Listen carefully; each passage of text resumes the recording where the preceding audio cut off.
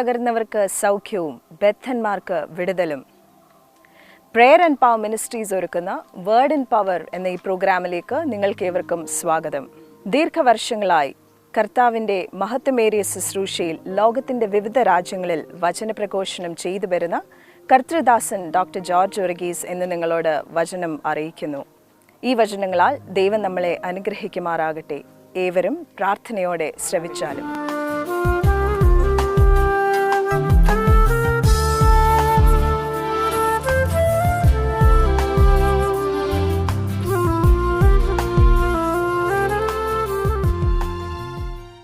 ദൈവ തിരുനാമത്തിന് മഹത്വമുണ്ടാവട്ടെ. വീണ്ടും ദൈവത്തിൻ്റെ വചനവുമായി നിങ്ങളുടെ മുമ്പിലായിരിക്കാൻ തക്കവണ്ണം ദൈവം ഒരുക്കുന്ന എല്ലാ അവസരങ്ങൾക്കായും ദൈവത്തെ സ്തുതിക്കും. നാളുകളായി നാം ഈ ശുശ്രൂഷയിൽ സംബന്ധിക്കുന്നവരാണ്. വേർഡ് ഇൻ പവർ, വചനം ശക്തിയിലെന്നുള്ള ഈ ശുശ്രൂഷ അനേകർക്ക് വിടുതലിനും അനുഗ്രഹത്തിനും കാരണമായി തീരുന്ന ദൈവകൃപയോർത്ത് ദൈവത്തെ സ്തുതിച്ചുകൊണ്ട് വീണ്ടും നിങ്ങളുടെ മുമ്പാകെ ആയിരിക്കുന്നു. വലിയ സംഭവവിലമായൊരു ലോകത്തിലാണ് നമ്മൾ ജീവിക്കുന്നത്. ഓരോ നിമിഷവും സങ്കീർണങ്ങളായ സാഹചര്യങ്ങളുടെ മധ്യത്തിൽ മാനവജാതി ഭയപ്പെട്ടു പോകുന്ന ഒരു കാലാവസ്ഥയാണ് ഇവിടെ, ഒരു കാലഘട്ടം. ഇവിടെ ജീവനുള്ള ദൈവത്തിൻ്റെ സന്നിധി വിനയപ്പെട്ട് പ്രാർത്ഥിച്ച് ആ സ്വർഗീയ ഭദ്രതയിലായിരിക്കുക എന്നുള്ളതാണ് നമുക്ക് ചെയ്യാൻ കഴിയുന്നത്. അതിന് നമ്മെ സഹായിക്കുന്നതാണ് ദൈവവചനം. ഈ ഭൂമി മാത്രമല്ല, വരുവാനുള്ളതിലും നിത്യജീവനെയും ഉൾക്കൊള്ളുന്ന ആ മഹത്വകരമായ വചനത്തിൻ്റെ മാറ്റമില്ലാത്ത സത്യങ്ങൾ ഒരിക്കൽ കൂടെ ഉൾക്കൊണ്ട് അനുഗ്രഹം പ്രാപിപ്പാൻ ദൈവാത്മാവ് നമ്മെ സഹായിക്കട്ടെ. ഈ മണിക്കൂറുകളിൽ വീണ്ടും ദൈവൻ്റെ ഉള്ളത്തിൽ പ്രകാശം തന്നൊരു വേദവചനം നിങ്ങളോടൊന്നിച്ച് പങ്കിടുവാനായി താല്പര്യപ്പെടാം. ഒരു നിമിഷം കൂടെ നമുക്ക് പ്രാർത്ഥിക്കാം. നിത്യനായ ദൈവമേ, സ്വർഗപിതാവേ, അവിടുത്തെ പുത്രനും ഞങ്ങളുടെ കർത്താവുമായ യേശു ക്രിസ്തുവിൻ്റെ അന്യവും മഹത്വമുള്ള നാമത്തിൽ ഞങ്ങൾക്ക് സമയഭേദം കൂടാതെ തിരുസന്നിധിയിൽ അടുത്ത് വരാൻ അനുവാദം തന്നിരിക്കുന്ന ദൈവകൃപയ്ക്കായി വലിയ പദവിക്കായി സ്തോത്രം. ഞങ്ങൾ നിന്നെ വാഴ്ത്തട്ടെ. എല്ലാ മഹത്വവും ദൈവകുഞ്ഞാടിനെ അർപ്പിച്ചുകൊണ്ട് വിനയപ്പെടുന്നു. വിശേഷിയായി മണിക്കൂറുകളിൽ വീണ്ടും താവേ ലോകത്തിൻ്റെ വിവിധ രാജ്യങ്ങളിലായി വിവിധ സ്ഥലങ്ങളിലായി ദൈവവചനം കേൾക്കാൻ ദൈവം ഒരുക്കിയിരിക്കുന്ന വ്യക്തി ജീവിതങ്ങളുടെ കാതുകളിൽ ഈ വചനം ചെന്നെത്തുമ്പോൾ അത് വലിയ വിടുതലിനും അനുഗ്രഹത്തിനും കാരണമാകുവാനും തിരുനാമം മഹത്വപ്പെടുവാനും ഇടയാക്കണേ. എളിയവനെയും ദൈവകൃപയുടെ ആത്മാവിൽ പരിശുദ്ധാത്മ ശക്തിയിൽ നിർത്തണം. സ്വർഗീയ ജ്ഞാനത്തോടെ ദൈവിക അഭിഷേകത്തോടെ വചനം വിളിച്ചു പറയാൻ കൃപ തരണം. തിരുനാമം മഹത്വപ്പെടണം. എല്ലാ സിസ്റ്റത്തെയും ദൈവാത്മാവ് നിയന്ത്രിക്കണമേ. യേശുവിൻ നാമത്തിൽ പ്രാർത്ഥന കേൾക്കണമേ. ആമേൻ. നമ്മൾ അറിയുന്നത് പോലെ, നാം ഓർമ്മിപ്പിച്ചതുപോലെ ഈ ശുശ്രൂഷ തുടർന്നും അനുഗ്രഹമായി തീരട്ടെ. ഇന്ന് ഈ മണിക്കൂറുകളിൽ ദൈവൻ്റെ ഉള്ളത്തിൽ പ്രകാശം തന്ന വേദവചനം യിരെമ്യാ പ്രവാചകൻ്റെ പുസ്തകം 29-ാം അധ്യായത്തിൽ നിന്നുള്ള ചില വാക്യങ്ങളാണ്. അത് ഇതിൻ്റെ 11 മുതൽ 13 വരെയുള്ള വാക്യങ്ങളാണ് ചിന്തയ്ക്ക് ആധാരമായി തിരഞ്ഞെടുത്തിരിക്കുന്നത്. അതിങ്ങനെയാണ്: നിങ്ങൾ പ്രത്യാശിക്കുന്ന ശുഭഭാവി വരുവാൻ തക്കവണ്ണം ഞാൻ നിങ്ങളെക്കുറിച്ച് നിരൂപിക്കുന്ന നിരൂപണങ്ങൾ ഇന്നവ എന്ന് ഞാൻ അറിയുന്നു. അവ തിന്മയ്ക്കല്ല, നന്മയ്ക്കത്രയുള്ള നിരൂപണങ്ങൾ എന്ന് യഹോവയുടെ അരുളപ്പാട്. നിങ്ങൾ എന്നോട് അപേക്ഷിച്ച് എൻ്റെ സന്നിധിയിൽ നിന്ന് പ്രാർത്ഥിക്കുകയും ഞാൻ നിങ്ങളുടെ പ്രാർത്ഥന കേൾക്കുകയും ചെയ്യും. സ്വല്പം കൂടെ താഴോട്ട് വായിക്കേണ്ടതാ. അത് പുറകാലെ ഞാൻ സമയത്തിൻ്റെ പരിധി അനുസരിച്ച് പറയാം. വളരെ അനുഗ്രഹീതമായ ഒരു ദൈവവചനം അല്ലേ? എല്ലാ ദൈവവചനവും അനുഗ്രഹീതമാണ്. കാരണം for the word of God is living. ദൈവവചനം ജീവനുള്ളതാണ്, ശക്തിയുള്ളതാണ്, എല്ലാ തിരുവെഴുത്തും ദൈവവിശ്വാസിയുമാണ്. എങ്കിൽ തന്നെ ചില വചനങ്ങൾക്ക് ചില സാഹചര്യങ്ങൾ നമുക്കൊരു പ്രത്യേകത അനുഭവപ്പെടാറുണ്ടല്ലേ? അങ്ങനെ ഒരു അനുഗ്രഹീതമായ വചനമാണിത് അല്ലേ? വായിച്ചപ്പോൾ നിങ്ങൾ ശ്രദ്ധിച്ചല്ലേ? നൂറ്റാണ്ടുകൾക്കപ്പുറത്ത് ദൈവം പ്രവാചകനുകൾ കൂടെ പ്രവാസത്തിലേക്ക് പോയ ഇസ്രായേൽ ജാതിയോട് അരുളി ചെയ്ത വചനം. അത് നമ്മളുമായിട്ട് എന്താ ബന്ധം അല്ലേ? ഇത് നമ്മുടെയൊക്കെ ജീവിതത്തിൽ എന്നും ബാധകമാണ്. ദൈവത്തിൻ്റെ വചനം എല്ലാ കാലഘട്ടത്തിലേക്കും ഉള്ളതാണ്. കാരണം ഞാനും നിങ്ങളുമായിരിക്കുന്ന മനുഷ്യജീവിതത്തിൻ്റെ ആ മണ്ഡലങ്ങളിൽ എല്ലാവരും കടന്നു പോകേണ്ട പല വഴികളുണ്ട്. പലർക്കും മാറ്റി വെക്കാൻ കഴിയത്തില്ല. അനുകൂലവും പ്രതികൂലവുമായ സാഹചര്യങ്ങളിൽ കൂടെ ഒക്കെ പോകും. പ്രശ്നങ്ങളും പ്രതികൂലങ്ങളും നേരിടും. നല്ല സന്തോഷമുള്ള കാലഘട്ടവും വരാം. അപ്പോൾ ഇതിൻ്റെയൊക്കെ നടുവിൽ നമ്മെ ബാലൻസ് ചെയ്ത് നിർത്തുന്നത് ദൈവത്തിലുള്ള ആശ്രയം, ദൈവം നമുക്ക് തരുന്ന വചനത്തിൻ്റെ ആ വലിയ വാഗ്ദത്വവും. അതുകൊണ്ടാണ് വചനം വായിക്കണം, പഠിക്കണം എന്നൊക്കെ ഈ പറയുന്നു. ആട്ടെ, ദൈവത്തിന് സ്തോത്രം. ഇവിടെ രേഖപ്പെടുത്തിയിരിക്കുന്ന ഈ വാക്യങ്ങളിൽ ചില വാക്കുകൾക്ക് പ്രത്യേകതയുണ്ട്. എന്താ? അത് നമ്മൾ ശ്രദ്ധിക്കണം. ഒന്നാമത്തേത്, ശുഭഭാവി എന്നുള്ളതാണ്. എന്താ ശുഭഭാവി? Good future. എല്ലാ മനുഷ്യരും ഭാവിയെക്കുറിച്ച് കരുതലുള്ളവരാ, അല്ലെ ചിന്തയുള്ളവരാ. ഭാവി നന്നാകണം. നമ്മളെല്ലാവരും ആ കാറ്റഗറിയിലുള്ളവർ. അതിനുവേണ്ടി നമ്മൾ പരിശ്രമിക്കുന്നവരുമാ, അല്ലേ?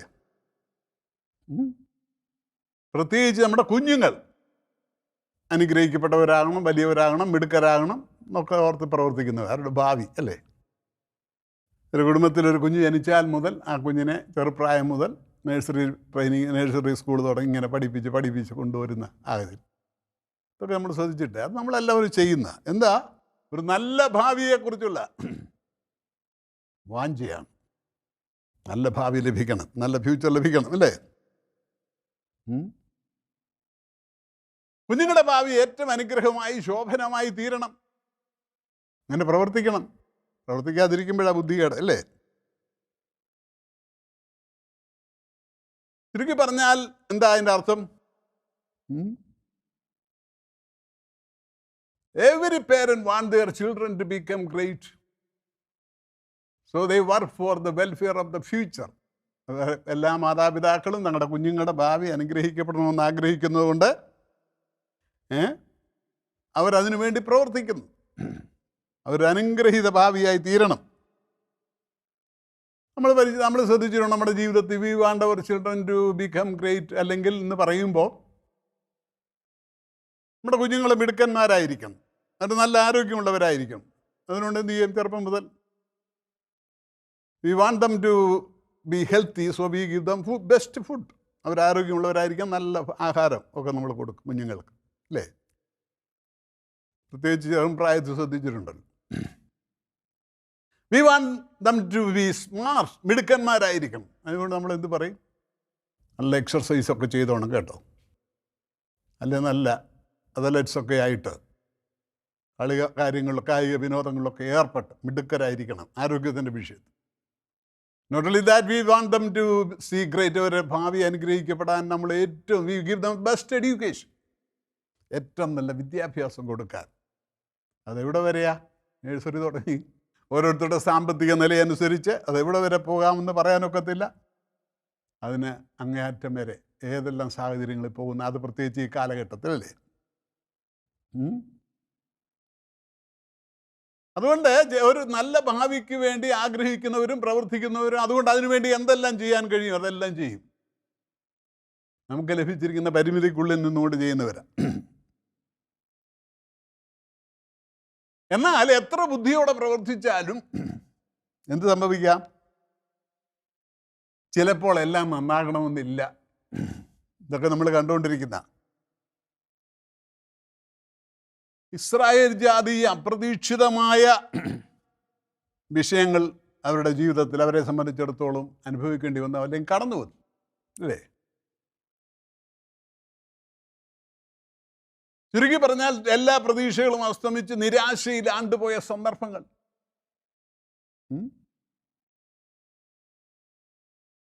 അങ്ങനെയുള്ള സന്ദർഭങ്ങൾ വന്നുകൂടാം ഏതൊരു വ്യക്തിയുടെ ജീവിതത്തിലും.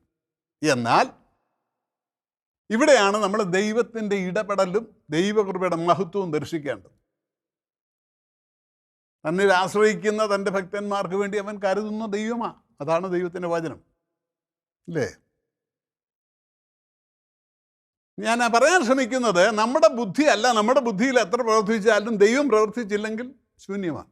യഹോവ വീട് പണിയുന്നില്ലെങ്കിൽ പണിയുന്നവർ വൃഥാ അധ്വാനിക്കുന്നു. യഹോവ പട്ടണം കാക്കുന്നില്ലെങ്കിൽ കാവൽക്കാരൻ വൃഥാ ജാഗരിക്കുന്നു. അതല്ലേ നമ്മൾ വായിക്കുന്നത് 127 സങ്കീർത്തനത്തിൽ. അതുകൊണ്ട് ദൈവത്തിൻ്റെ ഇടപെടൽ വേണം, ദൈവത്തിൻ്റെ കരുതൽ വേണം, അല്ലേ? നമുക്കറിയാം കാനാവിലെ കല്യാണ വിരുന്നിൽ എത്ര ബുദ്ധിയോടെ പ്രവർത്തിച്ചതാ. നമ്മൾ ഉദ്ദേശിക്കുന്ന പോലെ അവർ കുറച്ച് പേർക്ക് വേണ്ടി ഒന്നും ഒരുക്കിയതല്ല കേട്ടോ. അവർ അന്നത്തെ കാലഘട്ടത്തിൽ ചെയ്യാവുന്ന മാക്സിമം കരുതലോടൊക്കെ ചെയ്ത, പക്ഷേ വീഞ്ഞ് തീർന്നു പോയി. ഇതൊരു മുന്നറിയിപ്പാണ്. മനുഷ്യൻ്റെ കണക്കുകൂട്ടുകൾ ചിലപ്പോൾ തെറ്റും, അവൻ്റെ കരുതലുകൾ പാളിപ്പോവും. എന്നാൽ അവിടെ ദൈവത്തിൻ്റെ ഇടപെടലുണ്ടായാൽ വിടുതലുണ്ട്, വിജയമുണ്ട്. അങ്ങനെ ദൈവം നമ്മെ സഹായിക്കാൻ നമുക്ക് ധൈര്യം തരുന്നൊരു വാക്യമാണ് നമ്മളിവിടെ വായിച്ചതല്ലേ. ശ്രദ്ധിക്കണം. കാനാവിലെ കല്യാണ വീട്ടിലെന്താ? പെട്ടെന്ന് ദുഃഖം വന്നുകൂടി, നിരാശ വന്നുകൂടി, അപമാനഭാരം. അതന്ന് മാത്രമല്ല, ഇന്നും ജീവിതത്തിൽ ഓരോരുത്തരുടെ ജീവിതങ്ങളെ, കുടുംബങ്ങളിലൊക്കെ സംഭവിച്ചുകൊണ്ടിരിക്കുന്ന വിഷയം. ഇതാണ് നമ്മൾ ശ്രദ്ധിക്കേണ്ടത്. ദൈവം ഇടപെടണം, ദൈവം സഹായിക്കും. അതുകൊണ്ട് എന്ത് വേണം? വാസ്തവമായി പ്രതിസന്ധി ഇനി എങ്ങനെ, എത്ര ഭീകരമായ അല്ലെങ്കിൽ വളരെ പ്രയാസകരമായ ഇനി എങ്ങനെ ജീവിക്കും, ഇനി എങ്ങനെ മനുഷ്യരുടെ മുഖത്ത് നോക്കും എന്നൊക്കെയുള്ള വിഷയങ്ങൾ ചിലപ്പം ഓരോ കുടുംബങ്ങളിലും വന്നുപെടുന്നുണ്ട്. പക്ഷെ എത്ര വലുതായിക്കോട്ടെ, ദൈവം ഉണ്ടോ കൂടെ, കർത്താവുണ്ടോ കൂടെ, പേടിക്കണ്ട കേട്ടോ. ഇതാ നമുക്ക് ധൈര്യം തരുന്നത് കേട്ടോ. ദൈവം കൂടെ ഉണ്ടെങ്കിൽ എത്ര ഭീകരമായ വിഷയമാണെങ്കിലും അതിന് പരിഹാരമുണ്ട്. അവിടെ ദൈവങ്ങളുടെ മഹത്വം വെളിപ്പെടും. ദൈവത്തിന് സ്തോത്രം. എങ്ങനാ? ദൈവത്തിന് നമ്മൾ വായിച്ചല്ലോ, നാം പ്രത്യാശ വെച്ചിരിക്കുന്ന ശുഭഭാവി അറിയുന്ന ഒരു ദൈവം, അല്ലേ? നമ്മെ വ്യക്തിപരമായി അറിയാവുന്ന ഒരു ദൈവം, അറിയുന്ന ഒരു ദൈവം. നമ്മളെക്കുറിച്ച് എന്താ നമ്മൾ വായിച്ചത്? നമ്മളെക്കുറിച്ചുള്ള ചിന്തകൾ, വിചാരങ്ങൾ ഒന്നും തിന്മയ്ക്കല്ല, നന്മയ്ക്കാണ്. എന്ന് വെച്ചാൽ നമ്മൾ പ്രതീക്ഷിക്കുന്നത് പോലുള്ള നന്മ വെളിപ്പെട്ടില്ലെങ്കിലും ദൈവത്തിൻ്റെ പദ്ധതിക്കുള്ളിലാണെന്ന്. അല്പം കൂടെ ലളിതമായി പറഞ്ഞാൽ, if you are under the control of the spirit of God, ദൈവാത്മാവിൻ്റെ നിയന്ത്രണത്തിലാണെങ്കിൽ ജീവിതത്തിൽ സംഭവിക്കുന്നതിനെയൊക്കെ പ്രതികൂലങ്ങളെ അനുകൂലമാക്കി തീർക്കാൻ കഴിയുന്ന ഒരു ദൈവമാണ് നമ്മുടെ ദൈവം. ഈ വചനം ശ്രദ്ധിക്കുമ്പോൾ അനേകർ ജീവിതത്തിൻ്റെ പ്രതിസന്ധികളിലും ഉത്തരം കിട്ടാത്ത ചോദ്യങ്ങളുമായി വന്നു നിൽക്കുന്നവരുണ്ട്.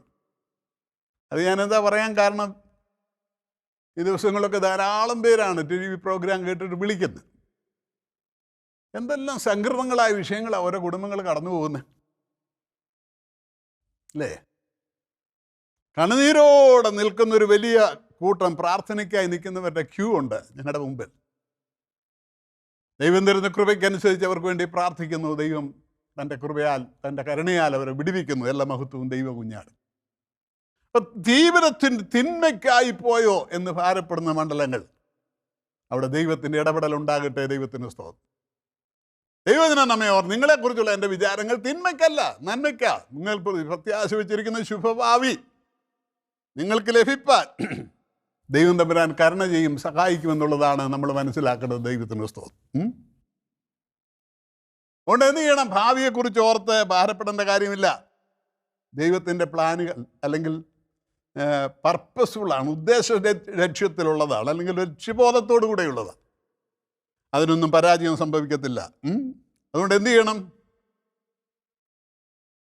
ദൈവം തൻ്റെ ഹിതം വെളിപ്പെടട്ടെ, നിവർത്തിക്കട്ടെ കർത്താവേ, അതായിക്കോട്ടെ എന്നുള്ള പ്രാർത്ഥനയായിരിക്കണം. അങ്ങനെ ഏൽപ്പിച്ചു കൊടുക്കാൻ കഴിയണം കേട്ടോ. നമ്മുടെ ജീവിതത്തിൽ ദൈവത്തിൻ്റെ ഹിതം, പൂർണ്ണമായ ദൈവഹിതം നിവർത്തിക്കാനായി ഏൽപ്പിച്ചു കൊടുക്കുന്ന ഒരു അന്തരീക്ഷം നമ്മുടെ ജീവിതത്തിൽ ഉണ്ടാകട്ടെ. എന്ന് വെച്ചാൽ സാഹചര്യങ്ങൾ എത്ര എതിരായാലും ദൈവത്തോട് എതിർത്തും വെറുപെറുത്തും നിരാശപ്പെട്ടും അസ്തമിച്ചു പോകാതെ, അല്ലേ ദിവസങ്ങളെ നഷ്ടപ്പെടുത്തി കളയാതെ, സകലവും നന്മയ്ക്കായി കൂടി വ്യാപരിപ്പിക്കുന്ന ദൈവത്തിൻ്റെ പാദപീഠങ്ങളിൽ താണിരുന്നു കൊണ്ട് പ്രാർത്ഥിച്ച് പ്രത്യാശ വെച്ചിരിക്കുന്ന ശുഭഭാവിയിലേക്ക് നീങ്ങാൻ നമുക്ക് കഴിയണം. ദൈവത്തിന് സ്തോത്രം ചെയ്യാം. അവൻ നമ്മെ കൊണ്ട് എത്തിക്കും അവിടെ. അതുകൊണ്ട് ദൈവം പ്രവാചകങ്ങളിൽ കൂടെ നൽകുന്ന വാഗ്ദത്തങ്ങൾ നമ്മളെ ഉറപ്പിക്കട്ടെ. അപ്പം ഈ ശുഭഭാവി അവിടെ മാത്രമല്ല, മുന്നോട്ട് വായിച്ചു വരുമ്പം പിന്നെയും ചില കാര്യങ്ങൾ നമുക്ക് രേഖപ്പെടുത്തിയിട്ടുണ്ട്. നമ്മുടെ വിഷയം എന്താ? ശുഭം അല്ലെങ്കിൽ നന്മ, നല്ലത് അല്ലേ? ശുഭം, ശുഭകരം എന്നല്ലേ? ശുഭഭാവി, ശുഭകാലം മുതലായവയാണ്. അങ്ങനെയാണെങ്കിൽ 1 പത്രോസ് 3:10 വേറൊരു കാര്യം വായിക്കുന്നു. ശുഭകാലം ജീവനെ ആഗ്രഹിക്കുകയും ശുഭകാലം കാണുവാൻ ഇച്ഛിക്കുകയും ചെയ്യുന്നവൻ ദോഷം ചെയ്യാതെ തൻ്റെ നാവിനെയും വ്യാജം പറയാതെ അതരത്തെയും കാത്തുകൊള്ളട്ടെ.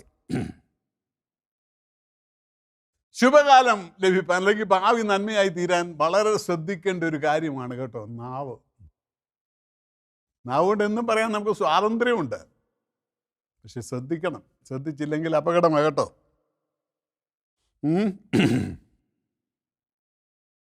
ശുഭകാലം ലഭിക്കാൻ അത്യാവശ്യമായും ശ്രദ്ധിക്കേണ്ട വിഷയമാണ് നമ്മുടെ നാവ്, നാവിൻ്റെ ഉപയോഗം. എത്ര പേരത് ചിന്തിക്കുന്നുണ്ട്, മനസ്സിലാക്കുന്നുണ്ട്? യാക്കോബ് അപ്പോസ്തലൻ പറയുന്നു, നാവ് ചെറിയ അവയവമെങ്കിലും വളരെ കാട് കത്തിക്കുന്നു, വളരെ ദോഷം ചെയ്യുന്നു. അതുകൊണ്ട് അവിടെ ശ്രദ്ധിക്കേണ്ട വിഷയമുണ്ട്. ശുഭകാലം വേണോ? വലിയ ഉപവാസ പ്രാർത്ഥന നടന്നില്ലെങ്കിലും നാവ് തന്നെ ഒന്ന് ശ്രദ്ധിക്കാമോ? ഞാൻ പറയുന്നത് മനസ്സിലാവുന്നുണ്ടോ? നമ്മൾ ഈ നിരപ്പാകേണ്ടത്, അടയ്ക്കേണ്ട വിടവുകൾ അടച്ചിട്ട് വേണം ദൈവസന്നിധിയിൽ വരാൻ. മാനുഷികമായി ചെയ്യാവുന്നതൊക്കെ ചെയ്യണം. ദൈവം ചെയ്യാനുള്ളത് ദൈവം ചെയ്തോളൂ. വാസ്തവമായി ഇന്ന് പരിശോധിക്കാനിടയാകട്ടെ. ദൈവത്തിന് സ്തോത്രം. അല്ലേ? നാവ് ചെറിയ അവയവമാണ്. അതുകൊണ്ട് ഒത്തിരി ദോഷം ചെയ്യാം. നാവ് കൊണ്ട് കള്ളം പറഞ്ഞ്, ഫോഷ്ക്ക് പറഞ്ഞ് അനേകരുടെ ജീവിതത്തെ താറുമാറാക്കുന്നവരുണ്ട്. ശ്രദ്ധിച്ചിട്ടുണ്ടോ? പക്ഷെ അതിൻ്റെ അന്ത്യം വളരെ ദുഃഖമായിരിക്കും. ഇത് പലരും ചിന്തിക്കുന്നില്ല. വേറൊരു കാര്യം കൂടി എടുത്തു പറയാൻ, ഞാൻ അതിൻ്റെ അനന്തരഫലം തലമുറയെ വരെ ബാധിക്കും. ആരോഗ്യമുള്ളപ്പം, ബലമുള്ളപ്പം, നാക്കിന് നീളമുണ്ടല്ലോ എന്ന് വിചാരിച്ചൊക്കെ പറഞ്ഞ് തട്ടിവിട്ട് മറ്റുള്ളവൻ്റെ ദോഷം ചെയ്യുന്ന, തിന്മ പറഞ്ഞ് പരത്തുന്ന അന്തരീക്ഷങ്ങളിലുള്ള പലരുണ്ട്. പക്ഷെ ദൈവം വിടത്തില്ല കേട്ടോ. തലമുറയുടെ മേൽ വരും ദോഷം വന്ന് സംഭവിക്കും. അതുകൊണ്ട് വളരെ സൂക്ഷിക്കേണ്ടതായ ഒരു വിഷയമാണ്. അതുകൊണ്ട് എന്ത് ചെയ്യണം? 39-ാം സങ്കീർത്തനത്തിൻ്റെ ആരംഭത്തിൽ നമ്മൾ വായിക്കുന്നു, നാവ് കൊണ്ട് പാപം ചെയ്യാതിരിക്കാൻ ഞാൻ എൻ്റെ വഴികളെ സൂക്ഷിക്കുമെന്നും, ദുഷ്ടൻ എൻ്റെ മുമ്പിൽ ഇരിക്കുമ്പോൾ ഞാൻ എൻ്റെ വായെ കടിഞ്ഞാണിട്ട് സൂക്ഷിക്കുമെന്നും ഞാൻ പറഞ്ഞു. അല്ലേ? അതെ, കടിഞ്ഞാണിട്ട് സൂക്ഷിക്കേണ്ട ഒരു അവയവമാണ് നാവ്. വിസ്തരിക്കണ്ടല്ലോ. ദൈവമേ സ്തോത്രം. അല്ലെങ്കിൽ എന്താ സംഭവിക്കുന്നത്? ശുഭകാലത്തിന് പകരം കഷ്ടകാലമായിരിക്കും.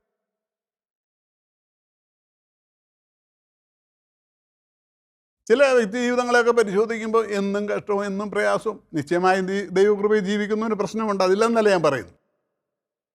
പക്ഷെ വൺ ആഫ്റ്റർ അനദർ. എന്താ ചിന്തിച്ചിട്ടുണ്ടോ? നേരത്തെ വിതച്ചതൊക്കെ ചിലത് പൊങ്ങി വരും, കിളിച്ചു വരും കേട്ടോ. അതുകൊണ്ട് ജീവിതത്തെ സൂക്ഷിക്കാനിടയാകട്ടെ. ദൈവത്തിന് സ്തോത്രം ചെയ്യാം. നാവ് സൂക്ഷിക്കാൻ ദൈവാത്മാവ് നമ്മെ സഹായിക്കട്ടെ. കടിഞ്ഞാണിട്ട് സൂക്ഷിക്കാൻ. കരുതാത്തൊന്നും നാവിൽ നിന്ന് വരല്ലേ കർത്താവേ. ദൈവമേ കരുണ ചെയ്യണമെന്നുള്ള നമ്മുടെ പ്രാർത്ഥനയായിരിക്കട്ടെ. ദൈവത്തിന് സ്തോത്രം. അപ്പോൾ എന്ത് വേണം? ശുഭഭാവി, ശുഭകാലം. പിന്നെ 133-ാം സങ്കീർത്തനത്തിൻ്റെ ആരംഭത്തിലേക്ക് വരുമ്പോൾ അവിടെയും ഇതേക്കുറിച്ച് ശുഭകരമായൊരു വിഷയം എന്തുവാ? സഹോദരന്മാർ ഒത്തൊരുമിച്ച് വസിക്കുന്നത് എത്ര ശുഭവും എത്ര മനോഹരം. That's A wonderful thing. നമ്മുടെ ജീവിതത്തിൻ്റെ നന്മയുടെ അനുഗ്രഹത്തിൻ്റെ മേഖലയിൽ കർത്താവ് തൻ്റെ വചനത്തിൽ കൂടെ നമ്മെ ഓർമ്മിപ്പിക്കുന്ന ഒരു വലിയ സത്യമാണ് സാഹോദര്യ ബന്ധങ്ങൾ. പക്ഷേ അതിന് ഒത്തിരി വീഴ്ച സംഭവിച്ചൊരു കാലഘട്ടത്തിലാണ് നമ്മൾ ജീവിക്കുന്നത്. Even among believers. ശാന്തമായി പരിശോധിക്കട്ടെ. ദൈവമേ, തെറ്റുകൾ പറ്റിയെങ്കിൽ അതിന് പരിഹാരം വരുത്തി നിന്റെ സന്നിധി വരാൻ ഞങ്ങളെ സഹായിക്കണമേ എന്നുള്ളത് നമ്മുടെ പ്രാർത്ഥനയായിരിക്കണം. പ്രിയപ്പെട്ടവരെ, എന്തെങ്കിലും ഉണ്ടെങ്കിൽ നിന്റെ സഹോദരൻ നിന്നോട് വല്ലതും ഉണ്ടെന്ന് തോന്നിയാൽ തന്നെ നീ അത് യാഗപീഠത്തിൽ വരുന്നതിന് മുമ്പേ അതങ്ങ് വെച്ചേച്ച് പോയി നിരന്നേച്ച് വരാൻ ആ ദൈവവചനം. പക്ഷെ വാക്യമൊക്കെ എവിടെ കിടക്കുന്നു? എവിടെ? പ്രായോഗിക മണ്ഡലത്തിൽ പ്രയോജനപ്പെടുത്താൻ കഴിയുന്നില്ലെങ്കിൽ പിന്നെ എന്താ? ദൈവാനുഗ്രഹത്തിന് പകരം പിന്നെ എന്തായിരിക്കും ലഭിക്കുന്നത്? ശുഭകരമായ അന്തരീക്ഷങ്ങളിൽ ജീവിപ്പാൻ ദൈവം നമ്മെ സഹായിക്കട്ടെ. ജീവിതം ധന്യമായി തീരണം, ഭാവി ധന്യമായി തീരണം, നല്ല നല്ല നാളുകൾ നമുക്ക് ലഭിക്കണം, നമ്മുടെ കുടുംബം അനുഗ്രഹിക്കണം, കുഞ്ഞുങ്ങളെ അനുഗ്രഹിക്കും. ഇതൊക്കെ നമ്മുടെ പ്രാർത്ഥനയും ആഗ്രഹവുമായി. അതോടൊപ്പം തന്നെ അതിന് പ്രവർത്തിക്കാൻ ശ്രദ്ധിക്കേണ്ട കാര്യങ്ങൾ ശ്രദ്ധിക്കാനിടയാണ്. അതോടൊപ്പം തന്നെ വളരെ ഗൗരവമായ ഒരു വിഷയം കൂടി ഇതിന് ചേർത്ത് പറയാൻ പോവാ. എസ്രായുടെ പുസ്തകം 8-ാം അധ്യായം 21-ാം വാക്യത്തിലേക്ക് വരുമ്പോൾ അവിടെ പരിശുദ്ധാത്മാവ് രേഖപ്പെടുത്തിയിട്ടുണ്ട്. എന്താ? എസ്രായുടെ പുസ്തകം, എസ്രാ ശാസ്ത്രിയെ എല്ലാം കൂടെ അവിടുന്ന് ഇതുപോലെ പ്രവാസത്തിൻ്റെ യാത്രാമണ്ഡലങ്ങളെ വിസ്താരങ്ങളിലേക്ക് ഞാൻ കടക്കുന്നില്ല. ഇവിടെ ഒരു ഉപവാസം പ്രസിദ്ധപ്പെടുത്തി. എന്തിനാ? നമുക്കറിയാം, നമ്മൾ യാത്ര പുറപ്പെടുന്നതിന് മുമ്പ് പ്രാർത്ഥിക്കുന്നവരാണ്. എന്നാൽ ഇവിടെ ഒരു പടിയൂടെ കടന്ന് പ്രാർത്ഥിക്കുക എന്നത് നമുക്കും നമ്മുടെ കുഞ്ഞുകുട്ടികൾക്കും എല്ലാം കുഞ്ഞുങ്ങൾക്കൂടി ഒരു ശുഭയാത്ര ലഭിക്കണം. അതാണ് അവിടുത്തെ പ്രാർത്ഥനയുടെ താല്പര്യം. അങ്ങനെയാണെങ്കിൽ നമ്മുടെ ജീവിതത്തിൻ്റെ മണ്ഡലങ്ങളും നമുക്കും നമ്മുടെ കുഞ്ഞുങ്ങൾക്കും ഒക്കെ ശുഭയാത്ര മുന്നോട്ട് വേണമല്ലോ. ഇനി മുന്നോട്ടുള്ള നാളുകൾ എത്ര ഉണ്ട്? ആയുസ് ഇടുന്നതൊക്കെ മുഴുവൻ ഓടണ്ടേ? അത് ശുഭകരമായിരിക്കണം. ശുഭകരമല്ലാത്തതിന് മറുവശം ഒത്തിരി വിസ്തരിക്കാനുണ്ട്, അങ്ങോട്ടൊന്നും ഞാൻ കടക്കുന്നില്ല. ദൈവം ബുദ്ധി തരട്ടെ, ഓർമ്മിക്കാൻ ദൈവമേ സ്തോത്രം. അപ്പം ഇവിടെ പ്രാർത്ഥനയുടെ പ്രാധാന്യം ഇവിടെ രേഖപ്പെടുത്തിയിട്ടുണ്ട് കേട്ടോ. ശുഭയാത്ര ലഭിക്കണം. ഇസ്രായേലിന്റെ നേതൃത്വത്തിൽ പ്രാർത്ഥിച്ച് ഒരു ഉപവാസം പ്രസിദ്ധമാക്കിയാണ്. നമുക്കറിയാം ക്രിസ്തീയ ജീവിതത്തിൽ പ്രാർത്ഥനയ്ക്ക് വലിയ സ്ഥാനമുണ്ട്. വലിയവനായ ദൈവത്തിൻ്റെ മുമ്പിൽ നാം കേവലം മണ്ണും പൊടിയും അല്ലയോ. പക്ഷേ നമ്മുടെ പ്രാർത്ഥന ദൈവം കേൾക്കുന്നെന്ന് പറയുമ്പോൾ എത്ര സ്തോത്രം ചെയ്യണം. എന്തിൻ്റെ കെയർ ഓഫിലാണ് ദൈവം കേൾക്കുന്നത്? അത് ദൈവത്തിൻ്റെ കരുണയല്ലേ. ഇതൊന്ന് സ്തോത്രം ചെയ്യാൻ നമുക്കിടയാകട്ടെ. ദൈവത്തിൻ്റെ മക്കളെ സ്നേഹത്തോടെ ഓർമ്മിപ്പിക്കട്ടെ. യിരെമ്യാ പ്രവാചകന്റെ പുസ്തകം 29-ാം അധ്യായം ആരംഭത്തിൽ നമ്മൾ വായിച്ചു ശുഭഭാവി വരുന്നതിനെ കുറിച്ച് അല്ലേ. അപ്പം ഞാൻ മുമ്പേ പറഞ്ഞ അതിൻ്റെ താഴോട്ട് വായിക്കാനുണ്ടെന്ന്. നിങ്ങൾ എൻ്റെ അടുക്കൽ വന്ന് പ്രാർത്ഥിക്കും, ഞാൻ നിങ്ങളുടെ പ്രാർത്ഥന കേൾക്കുകയും ചെയ്യും, നിങ്ങൾ എന്നെ അന്വേഷിക്കും, പൂർണ്ണ ഹൃദയത്തോടെ അന്വേഷിക്കുമ്പോൾ നിങ്ങൾ എന്നെ കണ്ടെത്തും എന്നൊക്കെ. അപ്പം പ്രാർത്ഥിക്കുമ്പോൾ പൂർണ്ണ ഹൃദയത്തോട് അന്വേഷിച്ച് അവനെ കണ്ടെത്തി വേണം പ്രാർത്ഥിക്കാൻ. യഹോവയെ കണ്ടെത്താവുന്ന സമയത്ത് അവനെ അന്വേഷിപ്പീൻ, അവൻ അടുത്തിരിക്കുമ്പോൾ അവനെ വിളിച്ചപേക്ഷിപ്പീൻ. യെശയ്യാ 55:6 നമ്മൾ വായിക്കുന്നത് കൊണ്ടാണ്. ഗോഡ് ഈസ് നൈ, അടുത്ത് വരുമ്പോൾ അധികം പ്രാർത്ഥിക്കാനിട. ഉപവസിച്ച് പ്രാർത്ഥിക്കേണ്ട മണ്ഡലങ്ങൾ ഉപവസിച്ച് പ്രാർത്ഥിക്കാൻ. എന്നാ യാത്ര ശുഭകരമായിരിക്കണം, നാളുകൾ ശുഭകരമായിരിക്കണം. ദൈവമേ സ്തോത്രം എന്ന് പറയാൻ ഇടയാകട്ടെ. നമ്മുടെ പ്രാർത്ഥന കേൾക്കുന്നൊരു ദൈവം നമുക്കുണ്ട്. പക്ഷെ പ്രാർത്ഥിക്കാൻ കഴിയുന്നുണ്ടോ? തിരക്കേറിയ ജീവിതാന്തരീക്ഷങ്ങളുടെ നടുവിൽ പ്രശ്നം വരുമ്പോൾ എല്ലാവരും പ്രാർത്ഥിക്കും. അതല്ല ദൈവം നമ്മെക്കുറിച്ച് ആകരുത്. We have to have a consistent prayer life. നിരന്തരമായ ഒരു പ്രാർത്ഥനാ ജീവിതത്തിൻ്റെ അന്തരീക്ഷങ്ങൾ നമ്മളായിരിക്കണം. ദൈവം നമ്മെക്കുറിച്ച് ആഗ്രഹിക്കും. നമ്മുടെ ആരാധനാ ജീവിതത്തിൻ്റെ സത്യവും സുഗന്ധവും ദൈവസന്നിധി പ്രസാദകരമായിരുന്നുകൊണ്ട് നമ്മളെപ്പോൾ വിളിച്ചാലും ദൈവം കേൾക്കുന്ന ഒരു അന്തരീക്ഷം. എന്നെ വിളിച്ചപേക്ഷിക്കാൻ ഞാൻ നിനക്ക് ഉത്തരം അരുളുന്ന ദൈവവചനം നമ്മെ ഓർമ്മിപ്പിക്കുന്നു. പക്ഷെ വിളിക്കുമ്പോൾ കേൾക്കാൻ തക്കവണ്ണം നമ്മൾ ദൈവസന്നിധിയിൽ കൊള്ളാവുന്നവരായിരിക്കും. നമ്മുടെ ഭാഗം ക്ലിയർ ആയിരിക്കണം കേട്ടോ. സഹോദരി ബന്ധങ്ങളിലും കുടുംബ ബന്ധങ്ങളിലും കൊടുക്കവാങ്ങലുകളിലും സംസാരങ്ങളിലും ഒക്കെ ശ്രദ്ധിച്ച് ദൈവം പ്രസാദിക്കുന്ന ജീവിതത്തിൻ്റെ ഉടമയായിരിക്കാൻ ദൈവം നമ്മെക്കുറിച്ച് ആഗ്രഹിക്കുന്നു. ഇല്ലേ? ശുഭഭാവി വേണോ? ശുഭകാലം വേണോ? ശുഭയാത്ര വേണോ? എന്തു വേണം? വാക്കിനെ നിയന്ത്രിച്ച്, പ്രവൃത്തിയെ നിയന്ത്രിച്ച്, സഹോദര ബന്ധങ്ങളെ നിയന്ത്രിച്ച് അനുഗ്രഹകരമായ ജീവിതാന്തരീക്ഷത്തിൽ ആയുസ്സിൻ്റെ നാളുകൾ ധന്യമായി തീരാൻ വിനയത്തോടെ, വിവേകത്തോടെ, ദൈവഭക്തിയോടെ കർത്താവെ ജീവിക്കാൻ കൃപ തരണേ, തെറ്റുകളെ ക്ഷമിക്കണേ എന്ന് പറഞ്ഞ് ഏൽപ്പിക്കാൻ കഴിയുമോ? അപ്പം തന്നെ ഞാൻ ഓർമ്മിപ്പിക്കട്ടെ, ജീവിതത്തിൻ്റെ മണ്ഡലങ്ങളിൽ അപ്രതീക്ഷിതമായ ഭാരങ്ങൾ നേരിട്ട് ഇനി എന്താകുമെന്ന് ഭാരപ്പെടുന്നവർ ശ്രദ്ധിക്കുന്നുണ്ടല്ലോ. അല്ല, ഇതിനൊരു പരിഹാരമില്ലയോ എന്ന് വിചാരിക്കുന്നവരെ ധൈര്യത്തിന് വേണ്ടി പറയാം, നിന്നെക്കുറിച്ചുള്ള ദൈവത്തിൻ്റെ വിചാരങ്ങൾ തിന്മയ്ക്കല്ല. ഇന്ന് നീ അനുഭവിക്കുന്ന പ്രശ്നം അത് താൽക്കാലികമാണ്.